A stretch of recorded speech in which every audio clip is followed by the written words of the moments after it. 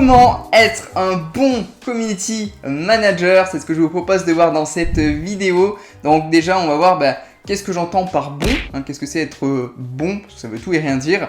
Et on va voir vraiment étape par étape tout ce qu'il faut que vous fassiez en fait, pour satisfaire un maximum vos clients, être recommandé et être qualifié comme bon, même si ça ne veut pas dire grand chose, mais on va voir ça dans cette vidéo, donc installez-vous confortablement et c'est parti.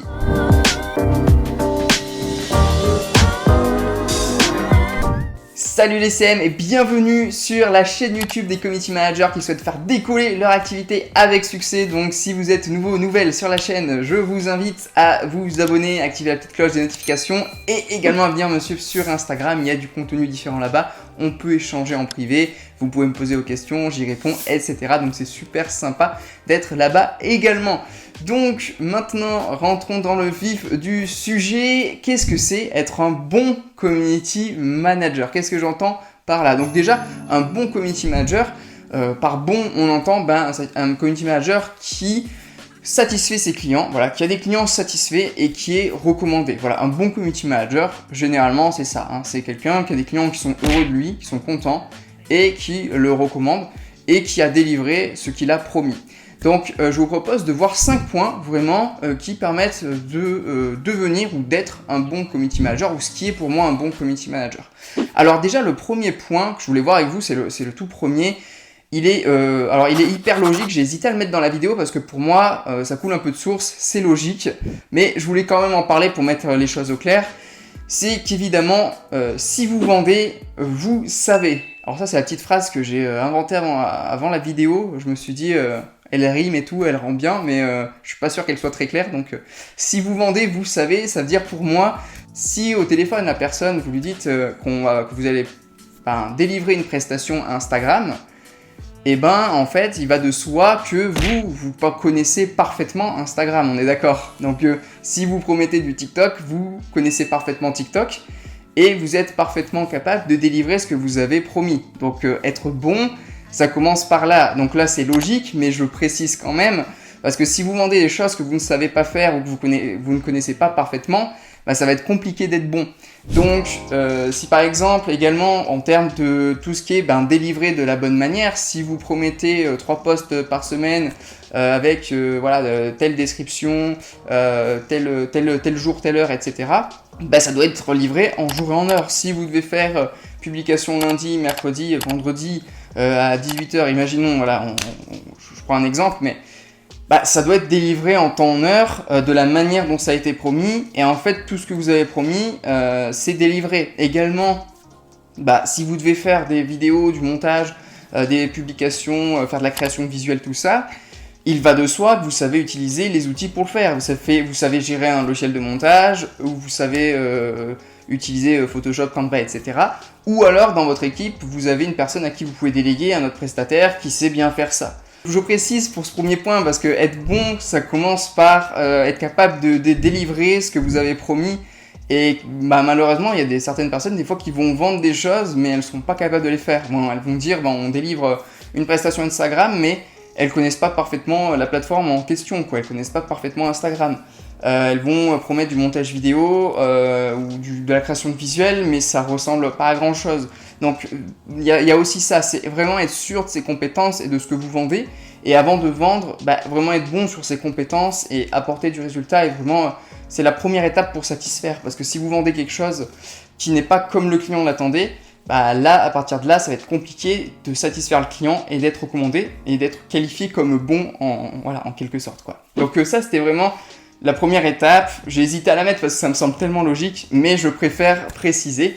Mais maintenant, on va passer plutôt aux autres étapes qui, pour moi, sont plus intéressantes et auxquelles on peut des fois un peu moins penser ou avoir tendance à oublier et qui sont importantes de préciser. Donc, la deuxième chose super importante pour moi chez un bon community manager, c'est de toujours être en contact avec le client et qu'il ne se sente jamais délaissé. Donc, qu'est-ce que j'entends par là? Moi, par exemple, si je prends mon exemple, tous mes clients, on est sur WhatsApp. Et ils peuvent m'envoyer des messages quand ils veulent, autant qu'ils veulent, on s'échange des vocaux. S'ils ont besoin qu'on s'appelle, on s'appelle. Alors, il y en a peut-être qui vont avoir peur, qui vont se dire « Ouais, mais attends, s'il y en a peut-être qui vont abuser, ils vont m'appeler tout le temps, tout ça. » Gardez à l'esprit que ça reste des entrepreneurs, ils ont autre chose à faire que de passer leur journée à vous envoyer des messages, vous appeler. Alors vous pouvez tomber sur certains profils très peut-être chiants, sollicitants, mais dans ce cas-là, ça ne sera pas vraiment des entrepreneurs sérieux parce que généralement, les personnes vraiment, on va dire vraiment sérieuses, qui passent beaucoup de temps sur leur business ou quoi, ils n'ont pas trop le temps, l'énergie de toujours vous solliciter, de vous embêter 15 fois par jour ou de pouvoir vous appeler tout le temps, tout ça. Donc moi, généralement, c'est même moi qui les sollicite plus que ce que me sollicite. Justement, je les sollicite pas mal par rapport au prochain point qu'on va voir, pour leur parler de pas mal de choses. Mais voilà, toujours rester en contact, toujours rester proche, toujours être prêt à répondre aux questions qu'ils ont à vous poser et toujours rester en lien parce que des fois, moi j'ai eu des retours de clients des fois qui se sentaient complètement à l'abandon. C'est-à-dire qu'il y avait le prestataire qui faisait les trucs dans son coin, voilà, et le client il était là, il envoyait un message, la personne répondait plusieurs jours après. Voilà, moi on m'envoie un message, c'est répondu dans la journée, voire même dans l'heure, ou voilà, dans les quelques heures qui suivent. Il y a des personnes, vous leur envoyez un message, des prestataires, ils vont vous répondre plusieurs jours après. Et ça, c'est pas ouf, parce qu'au niveau de l'image que ça renvoie, ça renvoie pas une image de main dans la main, d'accompagnement, et on avance ensemble. Ça renvoie en mode, envoie un message, je verrai quand je peux y répondre, mais laisse-moi faire mes trucs tranquilles. Donc ça, niveau image, c'est pas fou. Et un bon community manager pour moi, c'est un community manager qui est toujours en lien avec son client, qui est toujours proche et qui est prêt à répondre à ses questions et qui est toujours en contact avec lui pour avancer main dans la main. Ensuite, le troisième point pour moi, c'est d'être force de proposition. Voilà, faire des propositions, proposer des améliorations et que ça vienne de vous. C'est-à-dire que le client, lui, il va aimer que vous soyez dans son business avec lui et que vous fassiez des propositions d'amélioration sur son activité, sur le digital, ou même des fois, moi, je fais des propositions sur même des points qui vont plus loin que le community management ou le digital, mais tout ce que je vois en fait, je suis vraiment dans le business de la personne et je me contacte pas juste de faire le strict minimum. Et c'est ça aussi que vos clients ils veulent, c'est pas que vous fassiez le strict minimum, mais vraiment que vous soyez avec eux dans leur business. Et s'il y a un truc que vous voyez, directement le contacter. Voilà, vous allez sur WhatsApp, tiens, j'ai vu ça, est-ce que ce serait pas une bonne idée de faire ça, de faire ça comme ça. Et moi, quand je vous disais que je les sollicite beaucoup, c'est beaucoup pour ça justement. C'est pour leur envoyer des propositions. Tiens, là, on pourrait faire comme ça, tu vois, ça, viens, tu serais disponible, on s'appelle 15 minutes. Généralement, ça dure plus longtemps que ça parce que je parle trop. Et du coup, moi, je les sollicite pas mal parce que je fais pas mal de propositions et j'aime bien, vraiment faire en sorte de pouvoir apporter le maximum de résultats parce que c'est pour ça que vous êtes là en fait. C'est ça un bon community manager, c'est une personne qui est là pour apporter un max de résultats et qui va faire des propositions pour améliorer déjà les réseaux sociaux et tout ce qui tient à sa prestation évidemment, mais aussi même plus que ça s'il le voit parce que l'écosystème d'une entreprise c'est plus que les réseaux sociaux et donc vous pouvez y aller avec le client et lui faire des propositions sur les améliorations que vous pouvez faire et pas juste vous contenter de faire le strict minimum, ce qui a été prévu et puis voilà.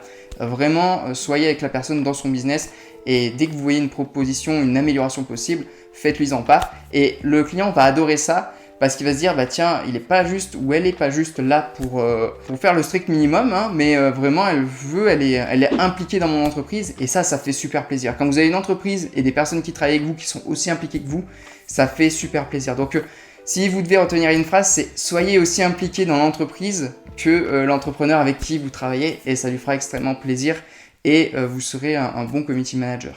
Pour le point suivant, j'ai fait une vidéo dessus, c'est de toujours se tenir à jour. Et de tenir à jour justement son client, de tenir au courant son client, pardon. Donc j'ai fait une vidéo là-dessus, ça s'appelle comment être toujours à jour sur les réseaux sociaux. Donc ça c'est super important quand on est community manager. Malheureusement il y a beaucoup de professionnels des réseaux sociaux, même de professionnels tout court dans tous les domaines, qui se tiennent pas trop à jour.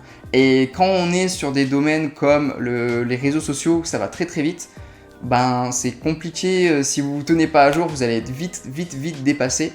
Et vos clients, ça va aussi les rassurer de voir que vous vous tenez à jour. Donc il y a des clients, moi j'ai des clients, ils s'en foutent complet, mais ils y comprennent même rien aux réseaux sociaux, ils s'en foutent, ils me laissent gérer, mais ils sont quand même contents quand je leur dis tiens, là il y a une nouvelle mise à jour sur Instagram, là sur TikTok ils sont en train de faire ça, sur Facebook ils sont en train de remettre à jour ci, ça.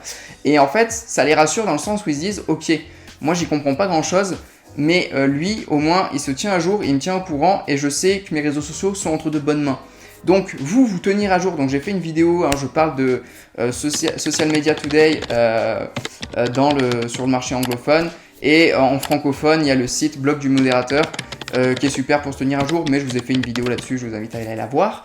Et du coup, pour vous tenir à jour, vous pouvez le faire voilà, tous les jours. Hein. Tous les jours, il y a des nouveautés, il y a des news. Et être constamment... alors ça veut pas dire faire... c'est pas parce qu'il y a des news tous les jours qu'il faut tous les jours en parler à vos clients. Moi, ce que je fais, c'est soit je fais un point voilà, à la fin du mois des nouveautés, soit je fais un point à chaque fois qu'il y a vraiment une grosse mise à jour sur le réseau social sur lequel on travaille ou sur un truc sur lequel on travaille.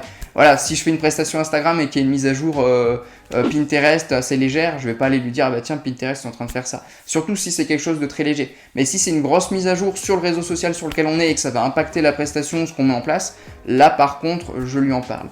Et le client sera toujours très content que vous le teniez à jour, ça va le rassurer en fait. Même s'il s'en fout, qu'il y comprend rien, ça va le rassurer. Dites-vous juste ça, même s'il comprend rien, ça va le rassurer de voir que moi je me tiens à jour. Et ça pour moi c'est indispensable de se tenir à jour et de tenir au courant ses clients. Et le dernier point dont je voulais vous parler, alors c'est un point dont je parle souvent sur cette chaîne YouTube. C'est pas indispensable, donc ne vous mettez pas la pression avec ce point-là parce que je sais qu'il y en a qui peuvent se dire je serai pas un bon community manager si je sais pas faire ça. Non, c'est pas parce que vous ne savez pas ce que je vais faire, ce que je vais vous dire, que vous n'êtes pas un bon community manager, mais c'est ce qui va différencier les bons community managers du top des community managers, en fait, de ceux qui vont vraiment se démarquer des autres. Donc ce point-là, c'est ce dont je parle souvent sur la vidéo, c'est d'arriver à rendre vos prestations rentables et d'avoir un retour sur investissement pour le client et d'arriver à promettre justement un gain financier à vos clients. Alors je sais que ça peut faire très peur à beaucoup de CM, je sais qu'il y en a beaucoup qui refusent de faire cette promesse-là aussi, qui s'en désengagent, et ça ne vous empêche pas d'être un très bon community manager, de vous désengager de ça. Donc si déjà vous faites tous les points qu'on a vus avant, que vous gérez super bien les réseaux sociaux, que vous avez une super relation avec vos clients, que le compte Instagram est magnifique, super bien géré, il y a une communauté engagée dessus, tout ça, c'est le top. Vous êtes déjà un très bon community manager, vous faites tout le taf parfaitement. Mais en fait, il va manquer ce petit truc qui va faire que le client, ça sera vraiment le top du top avec lui. Et vous aussi, j'en parle dans notre vidéo, ça va vous permettre de passer un certain palier aussi financier. C'est-à-dire qu'au bout d'un moment, le client, s'il n'a pas un retour sur investissement, ça va être très compliqué pour lui de pouvoir payer au-dessus d'un certain tarif. Donc jusqu'à un certain tarif, ça va aller. Voilà, avoir juste de la présence, de l'image de marque, de la notoriété, une belle vitrine, jusqu'à un certain niveau financier, peut-être entre 500 et 1000 euros, il y en a encore qui vont payer. Mais quand on passe sur des sommes à 4 chiffres, du 1000, 1500, 2000, 3000, 4000 ou plus, mais généralement, les offres max de CM, généralement, ça tourne jusqu'à 3000, 4000 pour les plus grosses.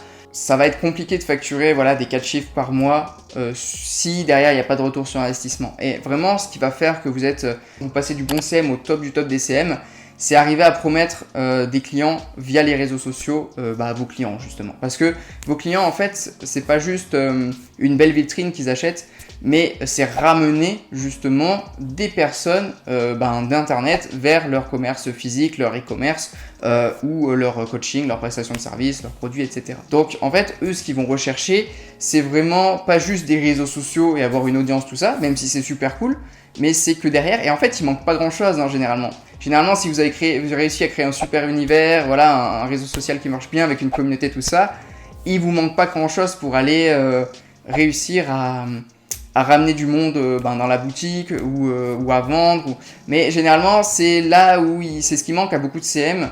C'est justement ce côté, ok, moi je m'occupe de vos réseaux, on gère tout ça, on crée la communauté, on fait une super identité visuelle, un univers, on crée tout ça. Mais derrière aussi, le plus important, c'est qu'on convertisse. Et pour convertir, on veut mettre ça en place. Et je vous en parle sur la chaîne YouTube, comment on convertit en fonction. Et par exemple, avec des coachs, ça va être arriver à leur faire acquérir des leads. Donc un coach, qu'est-ce qu'il va vouloir? C'est avoir des leads qualifiés. Alors ça marche surtout sur des coachs qui vont vendre des offres assez haut de gamme. Si c'est un coach qui vend des prestations à 30 € de l'heure, ça va être compliqué. Mais si on a vraiment un coach qui vend, on va dire, des offres assez haut de gamme à 4 chiffres, que vous lui ramenez une personne sur un appel téléphonique par exemple via la messagerie privée, donc c'est ce qu'on appelle du setting en gros, donc c'est aller en message privé pour renvoyer les abonnés, on va dire, ou les prospects qui ont une problématique, un besoin par rapport au sujet du compte vers un Calendly, donc une réservation d'appel. Et ensuite, c'est une personne qui va appeler le prospect en question, soit le coach, soit un vendeur, un commercial qui travaille avec lui pour vendre l'offre. Là, ça rend, moi c'est ce que je fais souvent, c'est ma principale cible et ma principale offre, en fait c'est ça. Et en gros, tu peux jouer sur le retour sur investissement, c'est-à-dire que si vous facturez 1 000 € par mois et que l'offre de votre client est à 1 000 € par mois, il suffit de 2 clients, enfin d'un client pour rentabiliser, même si c'est du CA, et 2 clients vraiment pour être large, donc 2 clients sur le mois pour rentabiliser l'offre, et vous pouvez jouer là-dessus. Si c'est un e-commerce, vous pouvez jouer sur les influenceurs. Si c'est un commerce physique, vous pouvez aussi jouer sur les influenceurs aussi, ça fonctionne, et sur plein d'autres choses. Et en fait, on est toujours dans cette idée-là de ramener du monde dans le business de la personne et d'augmenter son chiffre d'affaires. Mais le truc, c'est qu'il y a beaucoup de CM qui ne veulent pas, et je comprends, faire cette promesse-là quand on est au téléphone avec le prospect. Ça peut faire peur de dire je vais vous ramener X monde moi mon objectif c'est du retour sur investissement, on va vous ramener des clients grâce aux réseaux sociaux. Ça peut faire peur comme promesse, donc souvent on préfère se déresponsabiliser de cette promesse-là, et ça n'empêche pas d'être bon. Mais souvent, ce qui manque à la plupart des CM quand ils gèrent un client, c'est cette partie-là. Il leur manque pas grand-chose. Des fois, moi je vois des super comptes, mais il manque cette partie-là où on va aller chercher le client et le ramener pour optimiser ça.